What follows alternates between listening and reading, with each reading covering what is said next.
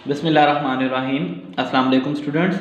तो बेटा last lecture में हमने एयर पैसेजों को बेटा डिटेल में देखा था, उसके अलावा बेटा हमने लंग्स को भी डिटेल में पढ़ लिया था।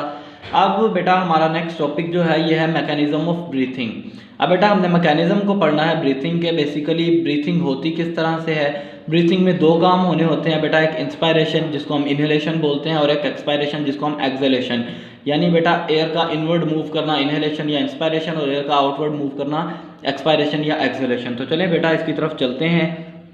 ये बेटा फिजिकल मूवमेंट्स जो कि एसोसिएटेड है हमारी गैशियस एक्सचेंज से, वो कहलाती हैं ब्रीथिंग। ये दो टाइप की हैं, एक इनहेलेशन दूसरी एक्सहेलेशन। तो बेटा इंस्पायरेशन को स्टार्ट करते हैं। ड्यूरिंग इंस्पायरेशन बेटा रिब मसल जो है, अच्छा बेटा सबसे पहले मैं आपको ये बताता चलूँ कि इसमें दो तीन चीज़ें मैटर करती हैं। एक बेटा रिब मसल्स, हमारी जो पसलियां हैं, ये ब्रीथिंग में बहुत अहम रोल प्ले करते हैं। दूसरा बेटा डायफ्राम, जो हमने पढ़ा था लास्ट लेक्चर में कि डायफ्राम मौजूद होता है जिसने कवर किया होता है नीचे से लंग्स को, ये बेटा बहुत अहम रोल प्ले करते हैं। और तीसरा लंग्स। तो बेटा रिब मसल्स जो है ये कॉन्ट्रैक्ट होते हैं और रिब्स ऊपर को मूव कर जाती हैं। इंस्पायरेशन में बेटा रिब मसल कॉन्ट्रैक्ट होते हैं और रिब मसल्स के कॉन्ट्रैक्ट होने की वजह से हमारी पसलियां थोड़ा सा ऊपर को मूव कर जाती हैं।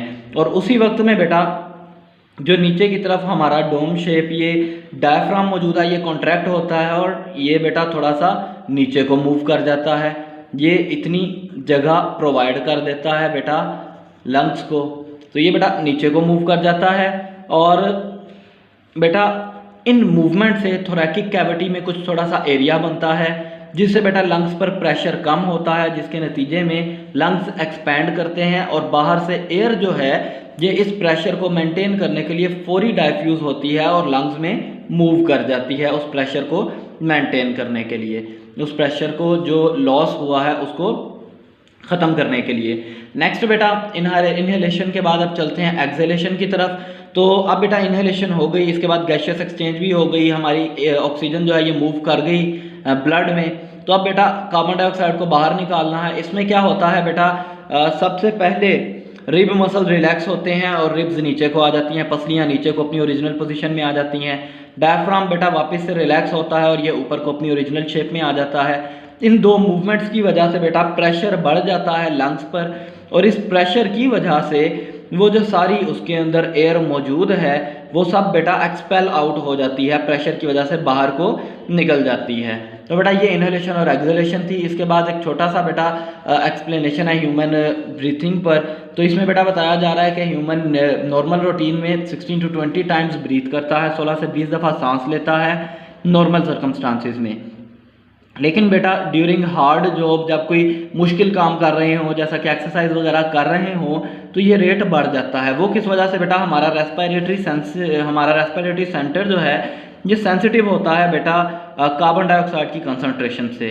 तो जब बेटा एक्सरसाइज कर रहे होते हैं उसकी वजह से कार्बन डाइऑक्साइड बेटा ज़्यादा बन रही होती है। कार्बन डाइऑक्साइड जो है बेटा वो ठीक से बाहर नहीं जा पा रही होती, तो वो हमारे ब्लड में डाइफ्यूज़ हो जाती है, वो ब्लड में जाना स्टार्ट हो जाती है।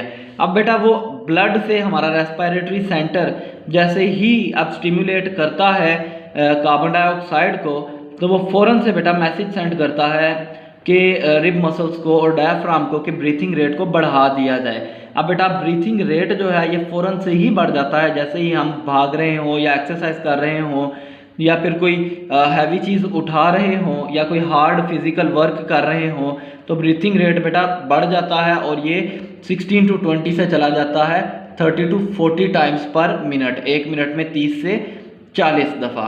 तो बेटा यहाँ तक आज का लेक्चर वाइंड अप करते हैं। तो होपफुली बेटा आपको इसकी अंडरस्टैंडिंग हो गई होगी। मैकेनिज्म ऑफ ब्रीथिंग को घर पर बेटा डिटेल में पढ़िएगा। अगर कोई इश्यू हो तो अपना फीडबैक दें, क्वेश्चनिंग ज़रूर करें, क्वेश्चन पूछें और बेटा इसको घर पर ज़रूर तैयार करें। Thank you.